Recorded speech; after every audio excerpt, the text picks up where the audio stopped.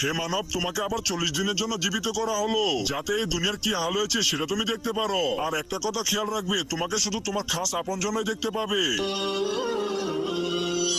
আরে ওই তো আমার বন্ধু, ওর সাথে কথা বলি। আরে বন্ধু এইদিকে দেখ, আমি আইছি। বন্ধু কথা শোনাস না? বন্ধু আমার তো মনে হচ্ছে ও আমাকে শুনতে পাচ্ছে না। আরে ওই তো মুস্তাকিমের ছেলে, ওর সাথে কথা বলি। আরে কামরুল শোনো। আরে বাবা ভয় পেও না, এদিকে আসো, আমার কথাটা তো শোনো।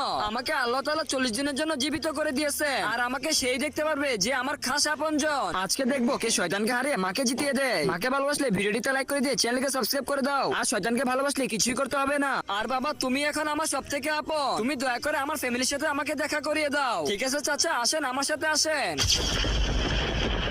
চাচা ওই দেখেন আপনার ছেলে বসে আছে। আরে শান্ত, তুমি এখানে বসে জুয়া খেলতেছো? তুমি কি ভুলে গেছো যে তোমার বাবা